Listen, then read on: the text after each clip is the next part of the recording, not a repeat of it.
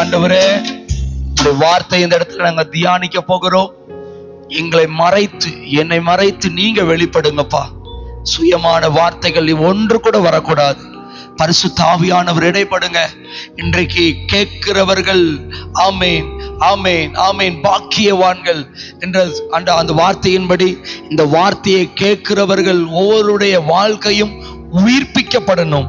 ஆண்டவரே, அது ஆண்டவர் உமக்குள்ளாக அப்ப அது உயிர்ப்பிக்கப்படணும். இயேசுவின் நாமத்தினால கர்த்தர் தாமே ஆசீர்வதிப்பீராக. எல்லா தடைகள் விலகட்டும், உங்க நாமம் மகிமைப்படட்டும். இயேசு கிறிஸ்துவின் நாமத்தில் ஜெபிக்கிறோம் பிதாவே, ஆமென். ஹல்லேலூயா, ஹல்லேலூயா. எல்லாரும் கொஞ்சம் இங்க பாருங்க. ஆமென். கர்த்தர் நல்லவர். தூத்துக்குடி பட்டணத்துல பவர் ஆஃப் யூத் மினிஸ்ட்ரி என்கிற ஊழியத்தை நானும் என் மனைவியுமாக நாங்கள் செய்து கொண்டிருக்கிறோம். ஆமென், ஹல்லேலூயா. நான் முழு நேர ஊழியமாகவும் என்னுடைய மனைவி பகுதி நேர ஊழியமாகவும் இருவரும் தேவனுடைய ராஜ்யத்திற்காக நாங்கள் ஓடிக்கொண்டிருக்கிறோம். ஆமென், ஹல்லேலூயா. கர்த்தர் நல்லவர். வாலிபர்கள் மத்தியில யூத் கேம்ப், வாலிபர் முகாம், இப்படிப்பட்ட பல காரியங்களை கர்த்தர் எங்கள் மூலமாக செய்து கொண்டிருக்கிறார். அது மாத்திரமல்ல, கன்வென்ஷன் மீட்டிங், அப்புறம் எங்கள் ஊழியத்தின் மூலமாக ஹிந்தி மினிஸ்ட்ரினர் கர்த்தர் கிருபையினாலே நடந்து கொண்டிருக்கிறது. ஹிந்தி ஊழியத்தையும் நாங்கள் செய்து கொண்டிருக்கிறோம் கர்த்தர் கிருபையினால. ஆமென். ஒவ்வொரு சண்டே சர்வீஸ் எங்கனாலும் சரி, வெளியூர்கள் எங்கனாலும் நாங்கள் போய் கர்த்தருடைய ஊழியத்தை குடும்பமாக நாங்கள் நிறைவேற்றி கொண்டிருக்கிறோம். ஆமென், ஹல்லேலூயா, ஹல்லேலூயா. கர்த்தர் நல்லவர். எங்களுக்காக இதை ஏன் நான் உங்கள்கிட்ட சொல்றேன்னா, ஏதோ நான் பெருமைக்காக சொல்லல. நீங்க உங்களுடைய ஜபங்களில் எங்களுக்காக ஒரு 2 நிமிஷமாச்சு ஜபிக்கணும். ஹல்லேலூயா, ஹல்லேலூயா. என்ன பிரதர், நாங்களே 2 நிமிஷம் தான் ஜபிக்கிறோம் அப்படின்னு சொல்றீங்களா? இல்ல. ஹல்லேலூயா. உங்களெல்லாம் பார்த்தா நல்லா ஜபிக்கிறவங்க. ஆமா, நீங்க நல்லா எல்லாருமே ஜபிக்கிறவங்களா இருக்கிறீங்க. உங்களுடைய ஜபம் எங்களுக்கு ரொம்ப தேவை. ஹல்லேலூயா. ஊழியங்களுக்காக நீங்க ஜெபிக்கணும். கர்த்தர் இந்த கடைசி நாட்கள்ல எங்களை கொண்டு கர்த்தர் பெரிய காரியங்களை செய்யணும். ஆமென், ஹல்லேலூயா, ஹல்லேலூயா, ஹல்லேலூயா. நாங்க 2 பேர் மாத்திரமல்ல, எங்களுக்கு ஒரு 2.5 வயதுல ஒரு அழகான ஸ்தோத்திரம் மகனை கர்த்தர் எங்களுக்கு கொடுத்திருக்கிறார். ஆமென். நாங்க ஆக்சுவலி இன்னைக்கு கூட்டு வரலான் இருந்தோம். காலையிலேயே ரொம்ப வெயில்னால, இன்னொன்று ரொம்ப டிஸ்டன்ஸ், கிட்டத்தட்ட 1 மணி நேரம் நமக்கு டிராவல் ஆகுதுனால நாங்கள் கூட்டிகிட்டு வரல. ஹல்லேலூயா. கர்த்தருக்கு சித்தமானால் அடுத்த தடவை தம்பி நாங்கள் கூட்டு வருகிறோம். ஆமென், ஹல்லேலூயா. கர்த்தர் நல்லவர். ஆண்டவருடைய நாமம் மகிமைப்படுவதாக. இப்பொழுதும் நாம் கர்த்தருடைய வார்த்தையை நாம் தியானிக்க போகிறோம். எடுத்துக்கொள்ளுவோம். 1 கொரிந்தியர் 15வது அதிகாரத்தில் 57வது வசனம்.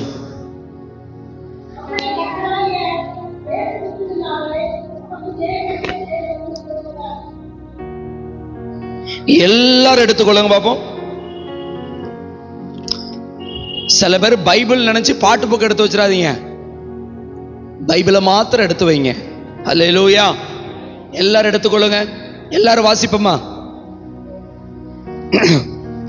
நம்முடைய கர்த்தராகிய இயேசு கிறிஸ்துவினாலே நமக்கு ஜெயம் கொடுக்கிற தேவனுக்கு, ஹல்லேலூயா, ஹல்லேலூயா, நமக்கு ஜெயம் கொடுக்கிற தேவனுக்கு ஸ்தோத்திரம்.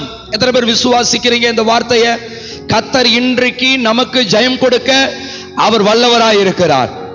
நமக்கு அவர் ஜெயம் கொடுத்துட்டார். ஆமென், ஹல்லேலூயா. ஆனால் இந்த வசனம் நமக்கு தெளிவாக ஒன்றை நமக்கு வெளிப்படுத்துகிறது. என்ன? அப்போஸ்தலனாகிய பவுல் மூலமாக பரிசுத்த ஆவியானவர் நமக்கு சொல்லுகிற வார்த்தை என்னவென்றால், யார் மூலமாய் நமக்கு ஜெயம் வந்ததா? ஹல்லேலூயா.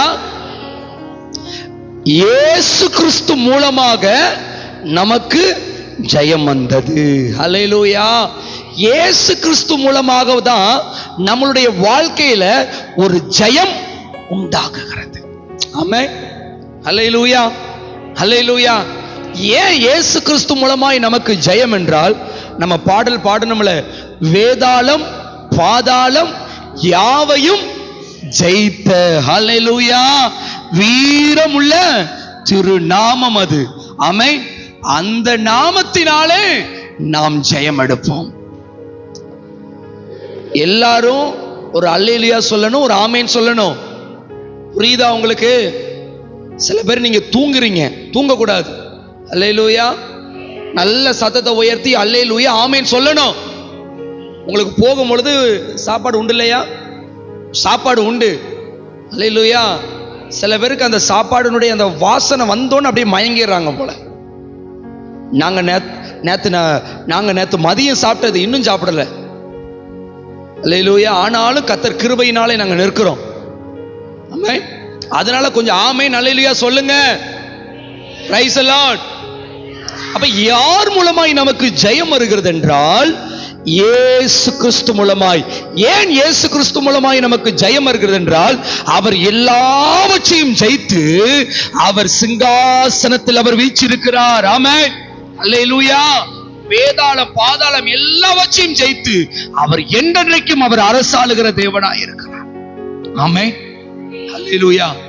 அதான் இயேசு சொல்லுகிறார் யோவான் சுவிசேஷ புத்தகத்துல, நான் இந்த உலகத்தை, சொல்லுங்க, நான் இந்த உலகத்தை திடன் கொள்ளுங்கள், நான் இந்த உலகத்தை ஜெயித்தேன். அப்படின்னா என்ன? ஏன் இந்த காரியத்தை, இந்த வசனத்தை சொல்றாருன்னா, நீங்க திடன் கொண்டு நில்லுங்க, அந்த ஜெயத்தை நான் உங்களுக்கும் கொடுக்க வல்லவராய் இருக்கிறேன். அல்லேலூயா அல்லேலூயா ஆமென். அப்ப இன்றைக்கு இந்த கடைசி நாட்கள்ல ஒரு தேவ பிள்ளை அழைக்கப்பட்டதனுடைய நோக்கம் என்னவென்றால் நீங்களும் நானும் ஜெயிக்கிறவர்களாய் மாறணும். ஆமென். ஜெயிக்கிறவர்களாய் மாறணும், ஜெயம் கொள்ளுகிறவர்களாய் நாம் மாறணும். அல்லேலூயா. ஏனால் வெளிப்படுத்தின விசேஷத்துல நம்ம பார்த்தோம்னா, ஜெயம் கொள்ளுகிறவன் எல்லாவற்றையும், சொல்லுங்க, ஜெயம் கொள்ளுகிறவன் எல்லாவற்றையும் சுதந்தரித்துக் கொள்ளுவான். ஆமென். இன்றைக்கு நம்மளுடைய வாழ்க்கையில ஆண்டவர் ஜெயம் கொடுக்க அவர் வல்லவராய் இருக்கிறார். நாம் ஜெயிக்க ஆயத்தமாய் இருக்கிறோமா என்று அவர் கேட்கிறார். ஜெயிக்க நீங்கள் ஆயத்தமா? அல்லேலூயா. ஜெயிக்க விரும்புகிறீங்களா, தோற்க விரும்புகிறீங்களா? அல்லேலூயா. அப்போஸ்தலனாகிய பவுல் சொல்லுகிறார், நான் ஓட்டத்தை முடித்தேன், நான் ஜெயிச்சிட்டப்பா. இயேசு சொல்லுது போல நான் ஜெயிச்சிட்டேன். அல்லேலூயா. அப்ப இங்க இருக்கிற நீங்களா இருந்தாலும் சரிதான், நானா இருந்தாலும் சரிதான், இந்த பிள்ளைகளா இருந்தாலும் சரிதான், இனி பிறக்க போகிற பிள்ளைகளா இருந்தாலும் சரிதான், கிறிஸ்துவுக்குள்ளாக யாரெல்லாம் இணைக்கப்படுகிறார்களோ அவர்கள் எல்லாரும் ஜெயிக்கிறவர்களாய் மாறுகிறார்கள். அல்லேலூயா. யாரை ஜெயிக்கணும்? அல்லேலூயா. இந்த உலகத்தை ஜெயிக்கிறவர்களாய் நாம் மாற வேண்டும். சுயத்தை ஜெயிக்கிறவர்களாய் மாற வேண்டும். என்னுடைய செய்தியின் தலைப்பே மாம்சத்தின் மேல் ஜெயம். அல்லேலூயா.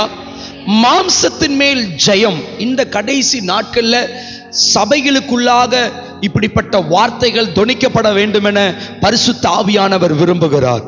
அல்லேலூயா அல்லேலூயா. ஏனென்றால் வேதத்தில் நாம் பார்க்கும் பொழுது, ஆமென், வெளிப்படுத்தின விசேஷம் 3வது அதிகாரத்தில் நம்ம பார்க்கும் பொழுது 7 சபைகளை குறித்து, ஆமென், கர்த்தர் யோவான் ஸ்நானகனுக்கு வெளிப்படுத்துகிறார். அல்லேலூயா. அப்போஸ்தலனாகிய யோவான் ஸ்நானகனுக்கு 7 சபைகளை குறித்து வெளிப்படுத்துகிறார். அந்த 7 சபைகளுக்கும் கடைசியில் நம்ம பார்த்தோம்னா, ஜெயம் கொள்ளுகிறவன் எவனோ, ஜெயம் கொள்ளுகிறவன் எவனோ, ஜெயம் கொள்ளுகிறவன் எவனோ, ஜெயம் கொள்ளுகிறவன் எவனோ, ஜெயம் கொள்ளுகிறவன் எவனோ என்கிற வார்த்தை வருகிறதை நீங்கள் பார்க்க முடியும். அல்லேலூயா அல்லேலூயா. அந்த 7 சபை சபைகளுக்கு, சொல்லுங்க, சபைகளுக்கு. அல்லேலூயா. எபேசு சபையை பார்த்து சொல்லுகிறார். அதுல எபேசு சபையை பார்த்து சொல்லுகிறார், பிரைஸ் அல்லாஹ். 2வது அதிகாரம் 1வது வசனத்துல, தூதனுக்கு நீ எழுத வேண்டியது என்னவென் வாசிங்க.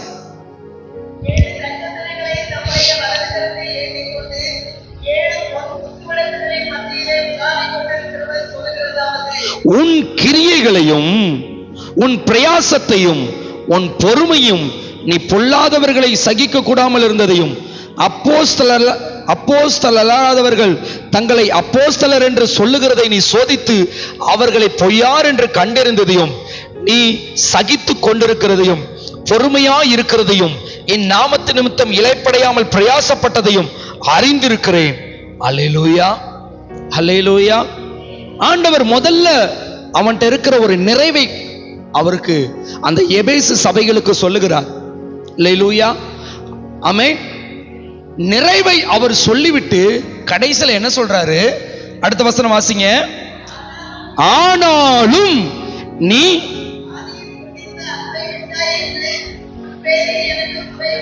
அஞ்சி மனம் திரும்பி, ஹல்லேலூயா, ஆதியில் நீ செய்த கிரியைகளை செய்வாயாக, இல்லாவிட்டால்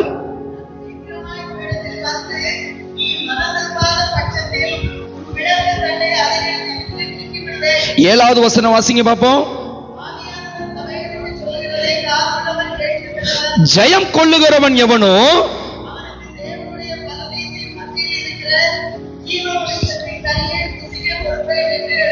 அல்லேலூயா, ஆவியானவர் சபைகளுக்கு சொல்லுகிறதை காது உள்ளவன்.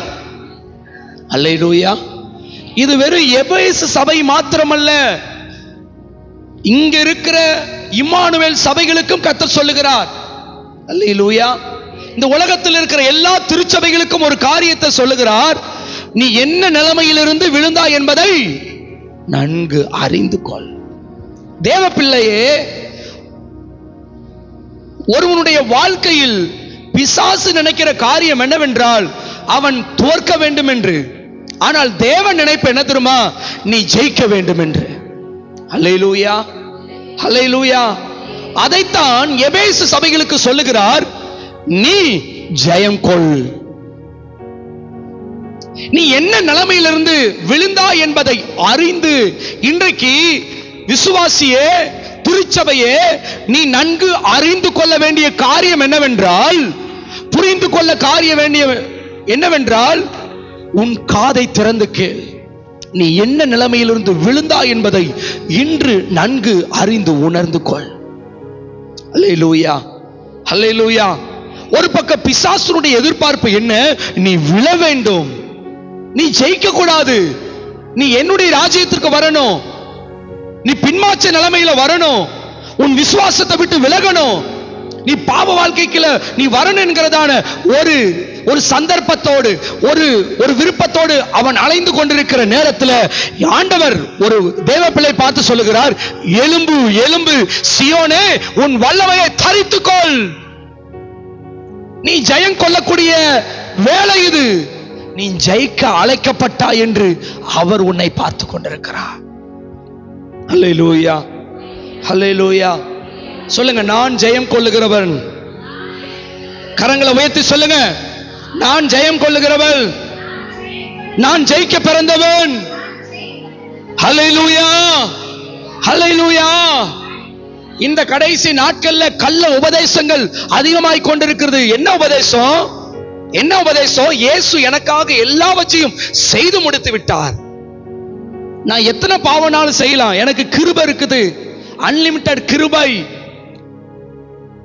இப்படிப்பட்ட உபதேசங்களாலே இன்னைக்கு விசுவாசிகள், கிறிஸ்தவர்கள் வஞ்சிக்கப்பட்டு கொண்டிருக்கிற நேரத்தில் ஆண்டவர் சொல்லுகிறார், நீ மனம் திரும்பு. ஏன் மனம் திரும்பணும்? நீ இந்த உலகத்தை ஜெயிக்க வேண்டும்.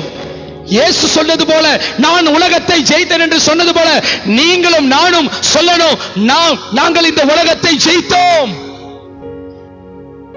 இந்த உலகத்தின் பாவத்தை ஜெயித்தோம், இந்த உலகத்தின் அதிபதியை நாங்கள் காலில் கீழ் மிதித்து போட்டோம் என்கிற வார்த்தையை நீ சொல்ல வேண்டும்.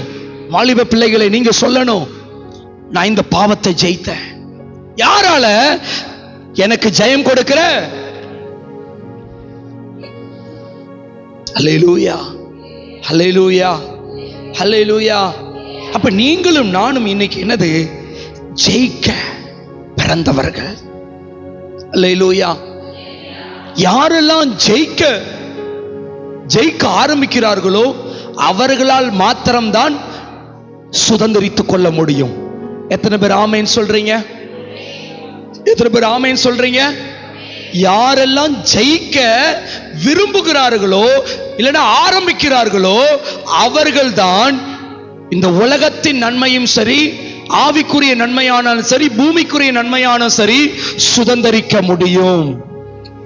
அல்லேலூயா, அல்லேலூயா. இந்த உலகத்துல நீங்க எதனாலும் இழந்து போயிருக்கலாம். ஒருவேளை கடன் நிமித்தமாக வீடு இழந்து போயிருக்கலாம். சில நேரம் உங்க பலவீனத்து நிமித்தமாக சில வியாதிகள் உங்களுக்குள்ள வந்திருக்கலாம். ஜெயிக்க முடியாம சில நேரத்துல உங்களால ஜெபிக்க முடியாத சூழ்நிலை, ஆண்டவருக்குள்ள பலப்படாத ஒரு சூழ்நிலை நீங்க இருக்கலாம். ஆனால் இன்றைக்கு எல்லாவற்றிற்கும் ஒரு முற்றுப்புள்ளி அவர் வைக்கிறார். ஆமென், ஹல்லேலூயா, ஹல்லேலூயா. ஆமா, உண்மைக்கும் தான். இஸ்ரவேல் ஜனத்தினால ஜெயிக்க முடியல. இஸ்ரவேல் ஜனங்களால பாதி பேரால ஜெயிக்க முடியல. ஏன் ஜெயிக்க முடியல? தங்களுக்கு முன்பாக இருக்கிற கானான் தேசத்திற்கு வாக்குத்தத்தம் இருக்குது. ஆனா அந்த வாக்குத்தத்தம் அவங்களால சுதந்திரிக்க முடியல. ஏன்பா? ஏன்? ஆண்டவர் சொல்லிட்டாரு, கானான் தேசத்தை உங்களுக்கு. இன்றைக்கு நமக்கு ஒரு வாக்குத்தத்தம் கொடுக்கப்பட்டிருக்கு. என்ன வாக்குத்தத்தம் சொல்லுங்க பாப்போம்? பயப்படாத சிறுமந்தையே, பிதாவானவர் ராஜ்யத்தை கொடுக்க. அல்லேலூயா.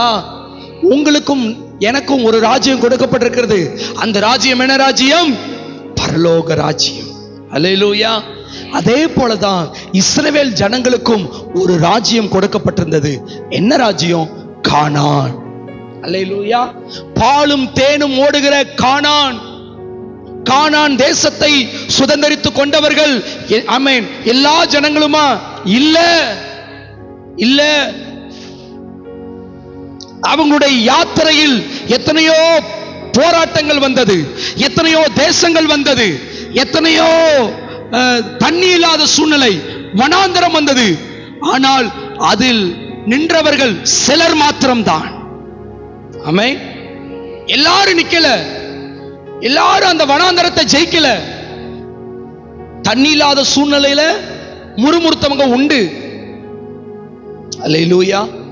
இவங்கெல்லாம் யார் தெரியுமா? இந்த கானான் தேசத்தை கேட்டும் அதை அனுபவிக்க முடியாம போனவங்க யார் தெரியுமா? முறுமுறுத்தவர்கள், பரீட்சை பார்த்தவர்கள், அந்நிய தேவனுக்கு பின்பாக போனவர்கள். ஐயா நல்லா புரிஞ்சுக்கோங்க. எகிப்துல அவங்க யாருடைய பெயரால வெளியே வராங்க? சொல்லுங்க. கர்த்தருடைய நாமத்தினால கர்த்தரை ஆராதிக்க பேசணும். சொல்லுங்க. கர்த்தரை ஆராதிக்க அடிமைத்தனத்திலிருந்து அல்லேலூயா வெளியே வர்றாங்க. வெளியே வரும் பொழுது அவங்க வனாந்தரத்திற்குள்ள செங்கடலை பார்க்கும் பொழுது, யோர்தானை பார்க்கும் பொழுது, பல தேசங்களை பார்க்கும் பொழுது, தண்ணி இல்லாத சூழ்நிலைகளை பார்க்கும் பொழுது, இறைச்சி இல்லாத சூழ்நிலையை பார்க்கும் பொழுது அவர்களுக்குள்ள என்ன உண்டானது தெரியுமா? முறுமுறுப்பு. தேவன் ஒருவர் இருக்கிறாரா? அல்லேலூயா. எங்களை நடத்தி கொண்டு வந்த தேவன் அந்த கன்றுக்குட்டி தான். கொஞ்ச நேரத்தில் விட்டுட்டாங்க. ஐயா உங்களை என்னையும் ஏசப்பா அந்த அடிமைத்தனத்திலிருந்து எடுத்துக்கொண்டு வந்திருக்கிறாரு. என்ன அடிமைத்தனம்? பாவத்திலிருந்து, இந்த உலகமாகிய எகிப்திலிருந்து நம்மளை வெளியே கொண்டு வந்ததனுடைய நோக்கம் என்ன தெரியுமா? நோக்கம் என்ன தெரியுமா? அவரை நாம் பின்பற்றணும், அவரை சார்ந்து கொள்ளணும். எத்தனை போராட்டம் வந்தாலும் சரிதான், எத்தனை நெருக்கம் வந்தாலும் சரிதான், என் விசுவாசத்தை நான் விடக்கூடாது. அந்த அடிமைத்தனத்திலிருந்து என்னை நீக்கினவர் இதுல என்ன சந்திக்க மாட்டாரா? இந்த தேவையை சந்திக்க மாட்டாரா? அல்லேலூயா. இஸ்ரவேல் ஜனங்கள் அறியாமல் போனார்கள். யார் யாரெல்லாம் பரீட்சை பார்த்தார்களோ, யார் யாரெல்லாம் விசுவாசியாமல் போனார்களோ ஒருவரும் கானானுக்குள்ள பிரவேசிக்கலங்க. ஜெயிக்க முடியல அவங்களால. தேவ பிள்ளையே, இன்றைக்கு கேட்டுக்கொண்டிருக்கிற இந்த சத்தத்தை கேட்டுக்கொண்டிருக்கிற தேவ பிள்ளையே, இன்றைக்கு உன்னுடைய யாத்திரையில் உன்னுடைய பிரயாணம் எப்படி இருக்கிறது? போராட்டத்தை ஜெயிக்கிறீங்களா? முறுமுறுக்கிறீங்களா? சோதனையை ஜெயிக்கிறீங்களா, முறுமுறுக்கிறீங்களா? சின்ன வியாதியை மேற்கொள்ளுகிறீங்களா, இல்ல முறுமுறுக்கிறீங்களா? சில நேரத்துல சில சூழ்நிலைகள் நமக்கு வரலாம். ஆனா அந்த நேரத்துல நம்முடைய இருதயம் எப்படி இருக்கிறது என்று கர்த்தர் பார்க்கிறார். யோபு எல்லாவற்றையும் இழந்த சூழ்நிலையிலும் சொல்லுகிற ஒரே ஒரு வார்த்தை என்ன தெரியுமா? கர்த்தர் கொடுத்தார். கர்த்தருடைய நாமத்திற்கு இதான் ஜெயம், இதான் ஜெயம், இதாங்க ஜெயம். இயேசு எல்லாவற்றையும் ஜெயித்தார். தன்னோடு இருந்த மனிதர்களோடு இருந்த பொழுது அங்கேயும் சில காரியங்களை ஜெயித்தார். அவர் ஊழியத்திற்கு வருவதற்கு முன்பாக 40 நாள் உபவாசம் இருக்கும் பொழுது பிசாசானவையும் அவர் ஜெயித்தார். அல்லேலூயா.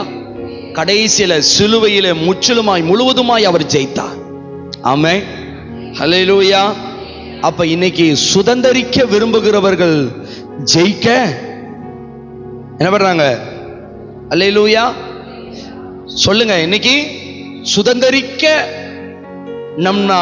நம்ம ஜெயிக்க விரும்பணும். அல்லேலூயா, அல்லேலூயா. தாவீதுக்கு முன்பாக சிங்காசனம், தாவீதுக்கு முன்பாக சிங்காசனம் எப்படி சொல்லுங்க பாப்போம். எல்லாரும் இங்க பாருங்க, இங்க பாருங்க. ஒரு ஆள் நடந்து வந்தாலும் சரி, நடந்து போனாலும் சரி, இங்க இருந்து போனாலும் சரி, அப்படியே அங்கேயே பார்க்க கூடாது. இது நம்ம கிறிஸ்தவ வட்டாரத்துக்குள்ள இருக்கிற ஒரு பெரிய இது. அல்லேலூயா. அப்படியே அங்கேயே பார்க்கிறது. யார் நடந்து போறா, யார் வர்ற, அதெல்லாம் பார்க்காதீங்க, அதெல்லாம் பார்க்காதீங்க. அதெல்லாம் கெட்ட பழக்கம், வேண்டாம். அப்ப இப்ப நான் என்ன சொன்னேன்? தாவீதுக்கு முன்பாக ஒரு சிங்காசனம் வைக்கப்பட்டது. இது எப்படி தெரியும் சொல்லுங்க பாப்போம். சாமுவேல் தீர்க்கதரிசி வந்து என்ன பண்றாரு?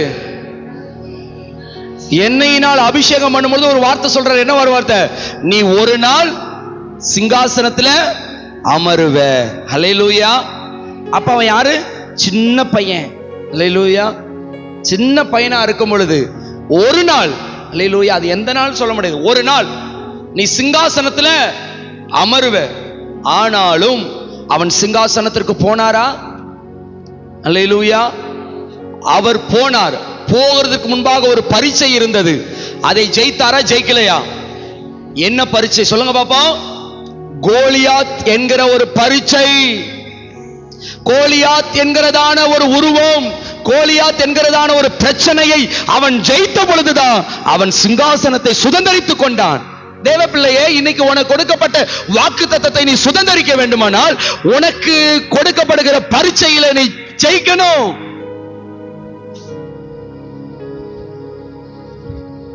லெவன்த்ல இருந்து இல்ல 12th இருந்து நீ காலேஜுக்கு போனோம்னா அந்த 12th எக்ஸாம்ல என்ன பண்ணணும்?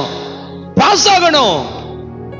கள்ளத்தனமா வர முடியாது, காசு கொடுத்து வர முடியாது. அல்லேலூயா. அதே போலதான் தேவ பிள்ளைகளாகிய உங்களுக்கு கொடுக்கப்பட்ட வாக்குத்தத்தத்தை, அது இந்த உலகத்துல கொடுக்கப்பட்ட வாக்குத்தத்தமா இருக்கலாம், நன்மையா இருக்கலாம், பரலோக ராஜ்யத்திற்குரிய வாக்குத்தத்தமா இருக்கலாம். அதை நீங்கள் சுதந்திரித்துக் கொள்ள வேண்டுமானால் தாவீதுக்கு முன்பாக இருந்த கோலியாத்தை தாவீது வீழ்த்தினது போல நீயும் நானும் வீழ்த்த வேண்டும் என தேவன் விரும்புகிறார். அல்லேலூயா, அல்லேலூயா, அல்லேலூயா. கர்த்தர் நல்லவர். ஆமென். எத்தனை பேர் வீழ்த்த விரும்புகிறீங்க? ஆமென். எத்தனை பேர் வீழ்த்த விரும்புகிறீங்க? அல்லேலூயா. தாவீது கோலியாத்தை ஜெயித்தான். இன்றைக்கு நமக்கு முன்பாக ஒரு கோலியாத் இருக்கிறது. இந்த உலகத்தின் அதிபதியானவன் இருக்கிறான். அவனுக்கு ஒரு பெயர் கொடுக்கப்பட்டிருக்கு. என்ன பெயர் சொல்லுங்க பாப்போம்? தந்திரவாதி. என்ன தந்திரவாதி? மகா தந்திரவாதி. அல்லேலூயா, அல்லேலூயா. பெரிய தந்திரவாதி. அல்லேலூயா. அவன் முன்னாடி வந்துட்டு அப்படி நின்னு அப்படியே தலையை விரிச்சிட்டு போட்டு நிக்க மாட்டான். அல்லேலூயா. எங்க ஏதன் தோட்டத்தில் அப்படியே வந்தான், பாம்பின் மூலமாக வந்தாரு. அதனால நமக்கு முன்பாக தலையை விரிச்சு போட்டு வந்து நான் உன்னை அப்படி செய்வேன் இப்படி செய்வேன் சொல்ல மாட்டான். தந்திரவாதி. இன்னைக்கு உன்னுடைய ஓட்டத்தை ஜெயமாய் முடிக்க விடாதபடி, நீ ஜெயிக்க விடாதபடி அதை தடை செய்கிறதற்கு பிசாசு தந்திரமாய் சில காரியங்களை இந்த உலகத்தில் அனுப்பி கொண்டே இருக்கிறான். வாலிப பிள்ளைகள் மத்தியில, சிறு பிள்ளைகள் மத்தியில, பெரியவர்கள் மத்தியில தந்திரமான காரியங்களை அல்லேலூயா இன்னைக்கு சபைகளுக்குள்ளாக அனுப்பி கொண்டிருக்கிறான். போராட்டங்கள், பிரிவினைகள், பிரச்சனை, குடும்பத்துல பிரச்சனை, விசுவாசத்தை விட்டு ஓடுறது, கடன் என்கிற சாபம், வியாதி, இதெல்லாம் என்ன பண்றான்? அனுப்பிட்டே இருக்கிறான். எதுக்கு? நீ ஓட்டத்துல ஜெயிக்க தோக்கணும். நீங்க உங்க ஓட்டத்துல தோக்கணும், ஜெபிக்க விடக்கூடாது. நீங்க ஜெபிச்சா என்ன ஆயிருவீங்க? ஜெயிச்சிருவீங்க. அப்ப ஜெபிக்கும் பொழுது என்ன கொண்டு வர்றான்? தூக்கம். இன்னைக்கு ஜெபிக்கும் பொழுது என்ன பண்ணுவாங்க? ஏத்த வீட்டு அக்கா அப்பதான் வருவாங்க. அக்கா வாங்கக்கா கொஞ்ச நேரம் பேசுவோம்னு சொல்லுவாங்க. பேச ஆரம்பிப்போம் பாருங்க, 2 மணி நேரம் போயிரும். ஐயோ, அப்புறம் வந்து கஷ்டப்படும். இன்னைக்கு நான் ஜெபிக்கணும்னு சொன்னேனே, முடியலையே. இதுதான் பிசாசின் தந்திரம். நல்லா புரிஞ்சுக்கோங்க, பிசாசின் தந்திரங்கள் அறியாதவைகள் அல்லவே, அறியணும். தேவ பிள்ளைகளே, இந்த கடைசி நாட்கள்ல பிசாசின் தந்திரத்தை நம்ம நன்றாய் அறிந்தால்தான் நாம் ஜெயிக்க முடியும். அல்லேலூயா, அல்லேலூயா. என்னாகமத்துல ஒரு காரியத்தை நம்ம பார்த்தோம்னா, 14வது அதிகாரத்துல நம்ம பார்த்தோம்னா, யோசுவா